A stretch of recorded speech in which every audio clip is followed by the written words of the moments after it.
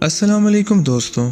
अल्लाह तबारक व तआला ने हम पर एहसान फरमाया है कि हमें ईमान की दौलत से सरफराज फरमाया। जहाँ हम पर दुनियावी नेमतें बेइंतहा अता फरमाईं, वहाँ हमारे लिए बरज़ख के बाद एक ऐसा तबका, एक ऐसा बाग रखा है जिसे जन्नत कहते हैं। आज मैं आपके सामने जन्नत के बारे में चंद बातें अर्ज करूंगा। जन्नत एक ऐसा वसी इलाका है जिसे बाग से तशबीह दी जाती है। जन्नत की 200 मंजिलें हैं और हर मंजिल का फासला 7 ज़मीन और 7 आसमानों से भी ज्यादा है। इतनी वसी व अरीज जन्नत है जिसमें सरकार दो आलम सल्लल्लाहु अलैहि वसल्लम के गुलाम रहेंगे। जन्नत मुसलमानों के लिए अल्लाह का इनाम है। जन्नत एक ऐसा बाग है जिसकी कोई मिसाल ही नहीं। अल्लाह तबारक व तआला ने कुरान पाक में मुतअद्दिद मकामात पर जन्नत का जिक्र फरमाया। इससे ये बात वाज़ेह हो गई है कि जन्नत एक गैर मामूली मकाम है। जन्नत एक ऐसा खुशनुमा बाग है जिसकी दीवारें सोने और चांदी की ईंटों से बनाई गई हैं। एक मरतबा हजरत अबू हुरैरा रज़ियल्लाहु तआला अन्हु ने हुजूर सल्लल्लाहु अलैहि वसल्लम की बारगाह में अर्ज की, या रसूल अल्लाह,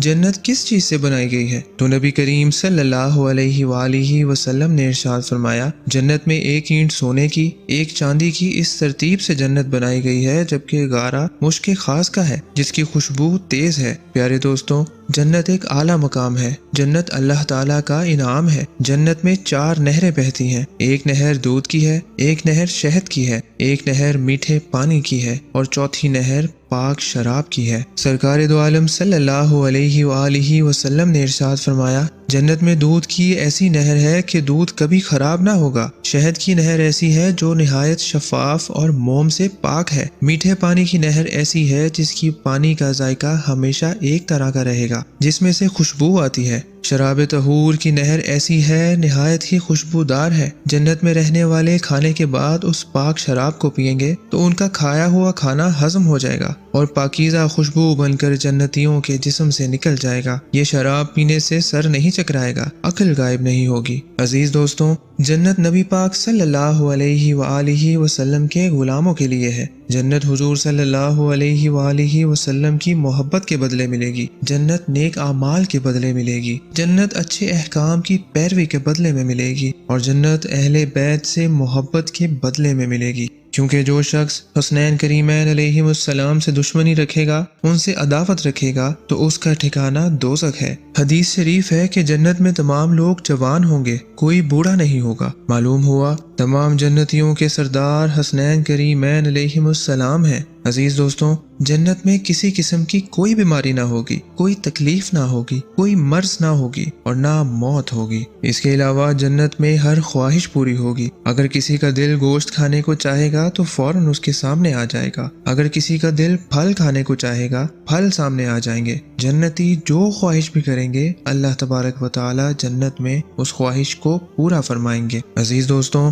जन्नत की नेमतें ऐसी नूरानी हैं जिनकी दुनिया में भी मिसाल नहीं मिलती। ये नेमतें अल्लाह ताला ने अपने महबूब के वफादारों के लिए रखी। ये नेमतें उनके लिए हैं जिन्होंने अपनी जिंदगी सरकार दो आलम सल्लल्लाहु अलैहि वसल्लम की अतात में गुजारी, जिन्होंने नमाजें पढ़ी, जिन्होंने जिहाद किया, जिन्होंने लोगों के हुकूक अदा किए, जिन्होंने अपने रिश्तेदारों से अच्छा सलूक किया, जिन्होंने गरीबों का हक उन्हें अदा किया, जिन्होंने मसाजिद तामीर की, जिन्होंने रोजे रखे, जिन्होंने आले पाक की ताज़ीम की, जिन्होंने औलिया इकराम से मोहब्बत की और जिन्होंने सहाबा कराम से इश्क किया, जिन्होंने नबी करीम सल्लल्लाहु अलैहि वसल्लम की मोहब्बत में अपनी जिंदगी गुजारी। जन्नत उन लोगों के लिए नहीं है जो नमाजें भी पढ़ते रहे और सरकार को अपने जैसा समझते रहे, जिन्होंने इबादत तो की लेकिन बचा न सके, जिन्होंने नमाजें पढ़ी लेकिन कायम न कर सके, जिन्होंने सरकार की मोहब्बत को कुछ न समझा, जिन्होंने सरकार की मोहब्बत को कल्बो जान में ना समोया। आए देखें जन्नत किन लोगों की है। सरकार दो आलम सल्लल्लाहु अलैहि वसल्लम ने एक निशिस्त में आने वाले 10 सहाबा कराम को जन्नत की बिशारत दी और फरमाया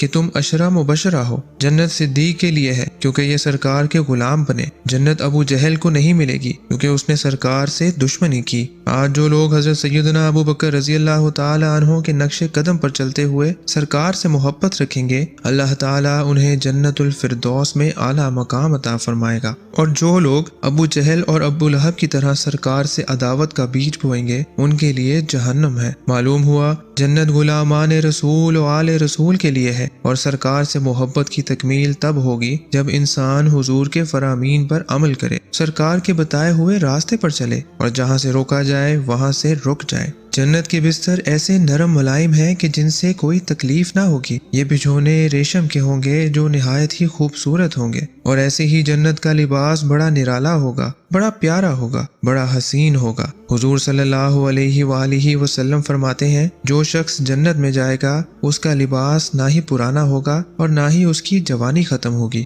عزیز دوستوں، آج ہم برتن استعمال کرتے ہیں تو وہ گندے ہو جاتے ہیں، ٹوٹ جاتے ہیں یا پرانے ہو جاتے ہیں، پھر ایسے برتنوں میں کھانا کھانے کو بھی دل نہیں چاہتا۔ لیکن جنت میں یہ بات نہیں ہے، وہاں برتن پرانے نہیں ہوں گے، وہاں برتن خراب نہیں ہوں گے، وہاں کے برتن اتنے نفیس اور اتنے اعلیٰ ہوں گے کہ اگر دیکھو تو دیکھتے ہی رہ جاؤ۔ سونے اور چاندی کے ایسے برتن جن کے باہر سے بھی نظر آتا ہو، آپ نے کہیں ایسے برتن نہ دیکھے ہوں گے۔ آج ہم سونے چاندی کے برتن دیکھتے ہیں تو ان برتنوں کی شکل ایسی ہوتی ہے کہ ان میں کھانا کھانے کو دل نہیں چاہتا۔ ہم چاہتے ہیں کہ کرسٹل یا شیشے کے برتن میں کھانا کھائیں، کیونکہ جو نفاست شیشے کے برتن میں ہوتی ہے وہ سونے کے برتن میں بھی نہیں ہوتی۔ عزیز دوستوں، اللہ تعالیٰ نے اپنے قدرت مبارک کے ساتھ ایسے برتن جنتیوں کے لیے تخلیق فرما دیے جو سونے کے اور چاندی کے ہوں گے، لیکن نفاست کے اعتبار سے شیشے کے مانند ہوں گے۔ یہ برتن بھی خوشبودار ہوں گے۔ یہاں کوئی وزیر اعظم یا ملک کا صدر اپنے لیے محل تیار کرتا ہے، اس کو آراستہ کرتا ہے۔ جب کوئی غریب آدمی ایسے محل کو دیکھتا ہے، اس کی دیواروں کی خوبصورتی کو دیکھتا ہے تو اس حیرت میں گم ہو جاتا ہے۔ حالانکہ یہ محل ناپائیدار ہوتے ہیں۔ بڑے بڑے بادشاہوں نے محل بنائے لیکن برباد ہو گئے، ان کی دیواریں مسمار ہو گئیں، جبکہ جنت کے محل ایسے خوبصورت اور نرالے ہوں گے کہ دیکھتے ہی زبان سے اللہ کی تعریف جاری ہو جائے گی۔ یہاں بچہ پیدا ہوتا ہے، پھر جوان ہوتا ہے اور پھر بوڑھا ہو جاتا ہے۔ جوانی اس کی عمر کی سب سے تابناک ہوتی ہے۔ جوانی کی عمر میں انسان اپنے بہت بڑے فیصلے کرتا ہے،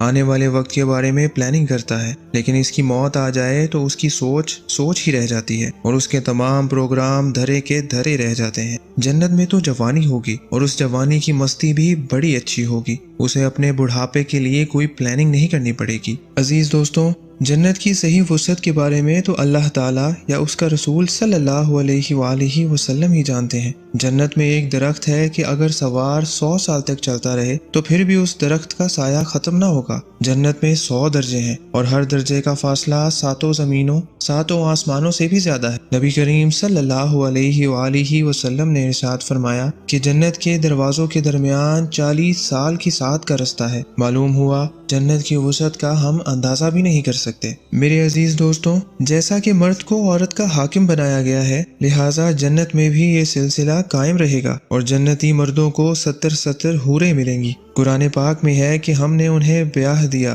بڑی آنکھوں والی حوروں سے۔ حوریں اتنی حسین ہوگی کہ دنیا میں ایسا حسن و جمال نہیں ہے، لیکن وہ عورتیں جنہوں نے اللہ اور رسول صلی اللہ علیہ وآلہ وسلم کو راضی کر لیا اور جنت کی حقدار ٹھہری، ان کے حسن کے سامنے حوروں کا حسن بھی کم پڑ جائے گا۔ ان عورتوں کی خوبصورتی حوروں سے بھی زیادہ ہوگی۔ سرکار صلی اللہ علیہ وآلہ وسلم فرماتے ہیں کہ اگر جنت کی حور کی ہتھیلی بھی دنیا میں نظر آ جائے تو اس کے حسن کی وجہ سے مخلوق میں فتنہ پڑ جائے گا۔ اگر وہ اپنا حسن ظاہر کر دے تو اس کے آگے سورج بھی شرمندہ ہو جائے گا۔ لیکن ان حوروں کے حسن سے زیادہ حسن جنت میں ان عورتوں کا ہوگا جو پرہیزگار ہوں گی۔ جس عورت کی شادیاں دنیا میں زیادہ ہوں گی تو اس عورت کو اختیار دیا جائے گا کہ تم خود اپنے لیے اپنا شوہر پسند کرو، یعنی وہاں پسند مرد کی نہیں بلکہ عورت کی ہوگی۔ اور ایک روایت کے مطابق عورت کو یہ اختیار دیا جائے گا کہ اچھے اخلاق والے شوہر کو پسند کرو۔ ہر شخص اپنی جگہ اختیارات کا مالک ہوگا، اسے کسی سے مدد کی ضرورت نہیں ہوگی، کیونکہ ہر شخص کو غلمان یعنی لڑکے جو خدمتگار ہوں گے عطا کیے جائیں گے، جو لوگوں کا کام کریں گے۔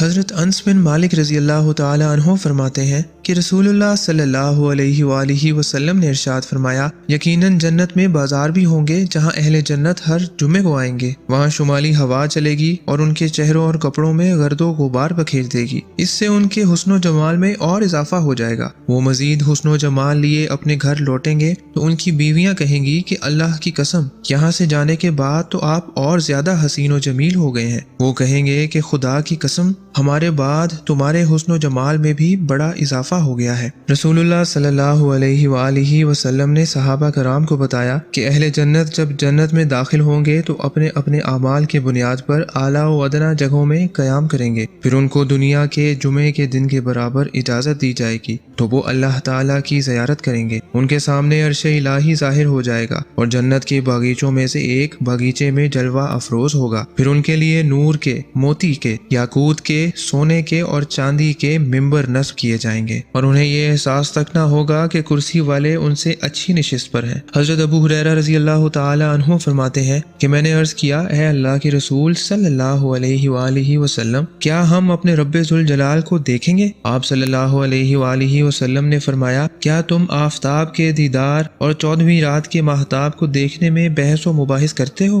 ہم نے کہا نہیں تو آپ صلی اللہ علیہ وآلہ وسلم نے فرمایا، اسی طرح تم اپنے رب تبارک و تعالیٰ کے دیدار میں بحث و مباحثہ نہ کرو گے، اور اس مجلس کے ہر شخص سے اللہ تعالیٰ گفتگو فرمائے گا، یہاں تک کہ فرمائے گا کہ اے فلاں ابن فلاں، کیا تمہیں یاد ہے کہ تم نے فلاں فلاں دن یہ کام کیا تھا؟ اللہ تعالیٰ اس کو دنیا کی بعض نافرمانیاں یاد دلائے گا۔ وہ کہے گا کیوں نہیں، مجھے یاد ہے، پر وہ کہے گا اے میرے رب، کیا تو نے مجھے معاف نہیں کر دیا ہے؟ اللہ تعالیٰ کہے گا کیوں نہیں، میری مغفرت کی ہی بدولت تو آج اس مقام پر پہنچا ہے۔ اسی طرح معاملہ چلتا رہے گا کہ اچانک ان کے اوپر ایک بدلی چھا جائے گی اور ان پر ایسی خوشبو کی بارش کر دی جائے گی کہ انہوں نے کبھی اس طرح کی خوشبو سونگھی نہ ہوگی۔ پھر اللہ تعالیٰ فرمائے گا کہ جو کچھ اعزاز و کرام کی نعمتیں میں نے تمہیں عطا کی ہیں ان میں چلے جاؤ اور جتنا چاہو ان سے فائدہ اٹھاؤ۔ فرماتے ہیں کہ وہ لوگ ایک ایسے بازار میں جائیں گے جس کو فرشتوں نے گھیر رکھا ہوگا، اس میں ایسی ایسی چیزیں ہوں گی جس طرح کی چیزیں نہ آنکھوں نے دیکھی ہوں گی نہ کانوں نے سنی ہوں گی، اور جن کا وہم و خیال بھی دل میں نہ آیا ہوگا۔ آپ صلی اللہ علیہ وآلہ وسلم نے فرمایا، اس بازار میں ہم کو وہ سب ملے گا جو ہم چاہیں گے، اس میں کوئی چیز نہ بیچی جائے گی نہ خریدی جائے گی، اور اس بازار میں اہل جنت ایک دوسرے سے ملاقات کریں گے۔ آپ صلی اللہ علیہ وآلہ وسلم نے فرمایا کہ وہاں ایک اعلیٰ شاندار لباس پہنے ایک جنتی دوسرے ادنا درجے کے جنتی سے ملے گا تو اس کو اس کا لباس اور چمک دمک اچھی لگے گی، ابھی اس کی گفتگو ختم بھی نہ ہوگی کہ اس کے جسم پر اس سے اچھا لباس آ جائے گا، کیونکہ جنت ایسی جگہ ہے جہاں کسی کے لیے غم نام کی کوئی چیز نہ ہوگی۔ فرماتے ہیں کہ پھر ہم اپنے اپنے گھروں کو لوٹ جائیں گے تو ہم سے ہماری بیویاں ملیں گی اور کہیں گی، آئیے ہمارے محبوب، خوش آمدید، تم تو اس حالت میں آئے ہو کہ تمہارا حسن و جمال اس سے کہیں زیادہ ہے جتنا ہم سے رخصت ہوتے وقت تھا۔ وہ کہیں گے کہ آج ہم اللہ تبارک و تعالیٰ کی مجلس میں بیٹھے تھے، اس کا حق تو یہی تھا کہ ہم اس کیفیت کے ساتھ لوٹتے۔ حضرت علی بن ابی طالب رضی اللہ تعالیٰ عنہ فرماتے ہیں کہ رسول اللہ صلی اللہ علیہ وآلہ وسلم نے ارشاد فرمایا،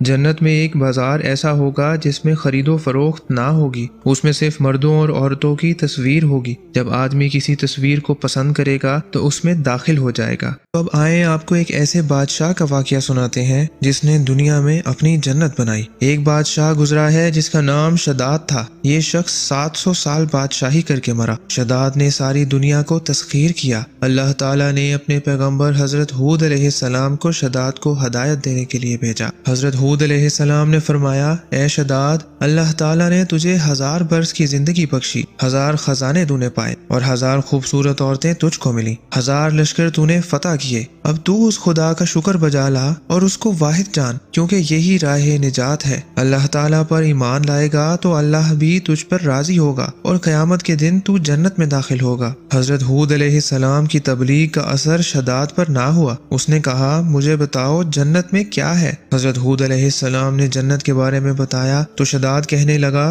دیکھنا میں دنیا میں ہی جنت بناؤں گا، لہٰذا مجھے تیرے خدا کی جنت کی حاجت نہیں ہے۔ چنانچہ شداد نے اسی وقت جنت بنانے کا حکم دے دیا۔ اس نے لاکھوں آدمیوں کو اس کام کے لیے متعین کر دیا اور 40 گز زمین نیچے کھود کر اس پر پہلے سنگ مرمر لگایا گیا، اس کی دیواریں سونے اور چاندی کی اینٹوں سے بنائی گئیں، اس میں درخت سونے اور چاندی کے بنائے گئے، انواع و اقسام کے میوے اس میں لگائے گئے، وہاں مٹی کے بجائے مشک و عنبر سے کام لیا گیا۔ جنت کے دروازے پر 4 بڑے بڑے میدان بنائے گئے، ہر میدان میں 1 لاکھ سونے کی کرسیاں بچھائی گئیں، اور ان میدانوں میں 4 نہریں دودھ، شہد، پانی اور شراب کی جاری کی گئیں، اور جنت کی تیاری کے لیے 40,000 خزانے خرچ ہوئے، اور یہ جنت 3 سال میں مکمل ہوئی۔ جنت کی تیاری کے لیے شداد نے بہت ظلم و ستم کیے اور کسی کے پاس سونا نہ رہنے دیا۔ ایک بوڑھی خاتون کی بیٹی کے پاس 1 درہم چاندی تھی، لیکن شداد کے ظالم سپاہیوں نے اسے بھی نہ چھوڑا اور کہنے لگے یہ ہمارے حوالے کر دو۔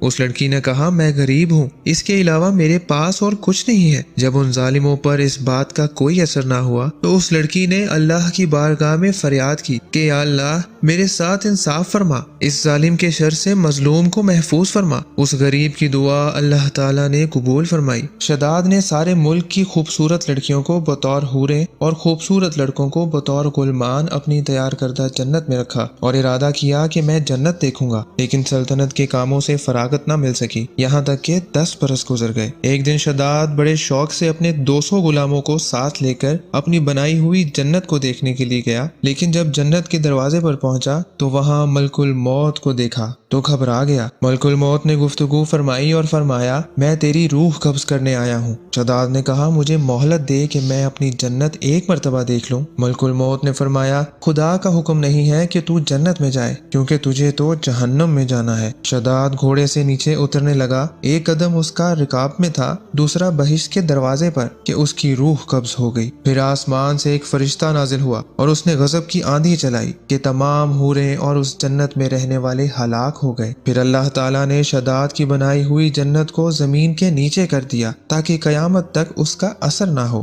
عزیز دوستوں، شیاطین کے دماغ بہت کام کرتے ہیں، بالخصوص اسلام کے منافی بہت پر اثر سوچتے ہیں، لیکن ان کے مکر و فریب کو اللہ تعالیٰ سب سے بہتر جانتا ہے۔ جنت اللہ تعالیٰ نے اپنے محبوب کے غلاموں کے لیے بنائی ہے۔ یہاں ایک اور بات آپ کو بتاتا چلوں کہ جنت کے بارے میں آپ کو اب کافی علم حاصل ہو گیا ہوگا۔ اب سوال پیدا یہ ہوتا ہے کہ جنت میں کیسے جائیں گے، یعنی جنت میں جانے کا راستہ کیا ہے، ہم جنت میں کیسے جا سکتے ہیں۔ ایک شخص انتہائی گرمی میں گرم پانی سے وضو کرتا تھا۔ کسی نے اس سے پوچھا کہ اتنی گرمی میں اتنے گرم پانی سے وضو کیوں کر رہے ہو؟ اس نے کہا بے وقوف انسان، میں اتنی گرمی میں اس لیے گرم پانی سے وضو کر رہا ہوں کہ اس مشقت کی وجہ سے میں نماز پڑھوں اور اس وجہ سے اللہ تعالیٰ میری بخشش فرما دے اور مجھے جنت عطا فرمائے۔ شاید اس شخص کے ذہن میں جنت جانے کا راستہ یہی بتایا گیا تھا، اس کی ذہنی پرورش ہی اس طرح کی گئی تھی۔ لیکن آج جنت میں جانے کا راستہ میں بتاتا ہوں، اور یہ راستہ وہ ہے جو اکیلا جنت کی طرف جاتا ہے۔ ہم قرآن پاک میں دعا کرتے ہیں اہدنا الصراط المستقیم، اے اللہ ہمیں سیدھا راستہ دکھا، ہمیں وہ راستہ دکھا جو جنت کو جاتا ہے۔ یہ وہ راستہ ہے انعمت علیہم، جن پر تو نے انعام فرمایا۔ آئے دیکھیں اللہ تعالیٰ کا انعام کن پر ہے۔ ارشاد ہوتا ہے انعم اللہ علیہ من النبیین والصدیقین والشہداء والصالحین، اللہ کا انعام نبیوں پر ہے، اللہ کا انعام صدیقین پر ہے، اللہ کا انعام شہداء پر ہے، اور اللہ کا انعام صالحین پر ہے۔ اور یہی جنت جانے کا راستہ ہے۔ نبیوں کا راستہ جنت کا راستہ ہے، رسولوں کا راستہ جنت کا راستہ ہے، صدیقین کا راستہ جنت کا راستہ ہے، شہداء کا راستہ جنت کا راستہ ہے، اور صالحین کا راستہ جنت کا راستہ ہے۔ اگر انبیاء کرام علیہم السلام کے بارے میں عقیدہ درست نہ ہو تو وہ گمراہ ہے۔ سرکار دو عالم صلی اللہ علیہ وآلہ وسلم کی بے مثل بشریت کا منکر ہو تو گمراہ ہے۔ حضور صلی اللہ علیہ وآلہ وسلم کے علم غیب کا منکر ہو تو گمراہ ہے۔ سرکار کے حاضر و ناظر ہونے کا منکر ہو تو گمراہ ہے۔ اسی طرح صدیقین کا منکر ہو تو گمراہ ہے۔ حضرت سیدنا صدیق اکبر رضی اللہ تعالیٰ عنہ کا منکر ہو تو گمراہ ہے۔ حضرت سیدنا علی المرتضیٰ رضی اللہ تعالیٰ عنہ کا منکر ہے تو گمراہ ہے۔ حضرت عمر فاروق رضی اللہ تعالیٰ عنہ کا منکر ہے تو گمراہ ہے۔ حضرت عثمان غنی رضی اللہ تعالیٰ عنہ کا منکر ہے تو گمراہ ہے، کیونکہ یہ صدیقین کی جماعت ہے۔ اگر کوئی امام حسین علیہ السلام کا منکر ہے تو گمراہ ہے، اور اگر کوئی حضرت امام حسن رضی اللہ تعالیٰ عنہ کا منکر ہے تو گمراہ ہے۔ اگر کوئی غوث اعظم رضی اللہ تعالی عنہ کا منکر ہے تو گمراہ ہے، اگر کوئی معین الدین چشتی کا منکر ہے تو گمراہ ہے، کیونکہ یہ وہ لوگ ہیں جن کے نقش قدم پر چل کر جنت میں جایا جا سکتا ہے۔ جب تک ان بزرگوں کے بارے میں عقیدہ درست نہ ہوگا تب تک جنت کا راستہ نہیں مل سکتا۔ تو اگر اس جنت میں جانا چاہتے ہو تو ان تمام لوگوں سے محبت کرو، ان سے عقیدت رکھو، ان کی اطاعت کرو اور نیک اعمال کرو، ارکان اسلام پر پیرا ہو جاؤ، تب تمہیں جنت کا راستہ مل جائے گا۔ جو گستاخ رسول ہو اس کا جنت سے کوئی کام نہیں۔ اسی طرح ایک اور روایت میں آتا ہے کہ رسول پاک صلی اللہ علیہ وآلہ وسلم فرماتے ہیں کہ میرے حجرہ مبارک اور ممبر کا درمیانہ حصہ جنت کا باغ ہے۔ معلوم ہوا اگر کوئی جنت کو آج دیکھنا چاہتا ہے تو وہ مدینہ طیبہ کو دیکھ لے، حجرہ رسول کو دیکھ لے۔ سرکار فرماتے ہیں جس نے میری قبر انور کی زیارت کی اس کی شفاعت مجھ پر واجب ہو گئی، میں اسے جنت عطا کروں گا۔ مدینہ طیبہ بھی جنت کا باغ ہے، اسی لیے عاشقان رسول آج بھی مدینہ طیبہ شریف کو جنت ہی سمجھتے ہیں۔ دعا ہے اللہ تعالی ہمیں اپنے حبیب کے صدقے وہ اعمال جو خیر اور بھلائی کے ہیں کرنے کی توفیق عطا فرمائے۔ اسی طرح ایک مرتبہ ایک صحابی نے سرکار دو عالم صلی اللہ علیہ وآلہ وسلم سے پوچھا کہ یا رسول اللہ قیامت کب آئے گی؟ سرکار نے فرمایا تم نے جنت جانے کے لیے کیا تیاری کی ہے؟ صحابہ نے عرض کی یا رسول اللہ میرے اعمال صالح اتنے زیادہ نہیں ہیں لیکن آپ سے محبت کرتا ہوں۔ سرکار نے فرمایا اے میرے غلام تجھے جنت میں لے جانے کے لیے یہی عمل کافی ہے۔ معلوم ہوا اعمال بھی تب فائدہ دے سکتے ہیں جب سرکار دو عالم صلی اللہ علیہ وآلہ وسلم سے محبت ہو۔ تو ناظرین اسی طرح کی مزید انفارمیٹو ویڈیوز، اسلامی واقعات، نبی پاک صلی اللہ علیہ وآلہ وسلم کے ارشادات اور دیگر اسلامی واقعات جاننے کے لیے ہمارے اس چینل کے ساتھ رہیے۔ تو دوستو اس طرح کی مزید انفارمیٹو ویڈیو کے لیے ہمارے اس چینل اللہ والوں کی باتیں کو سبسکرائب کریں اور اس ویڈیو کو اپنے دوستوں کے ساتھ شیئر کریں۔ شکریہ۔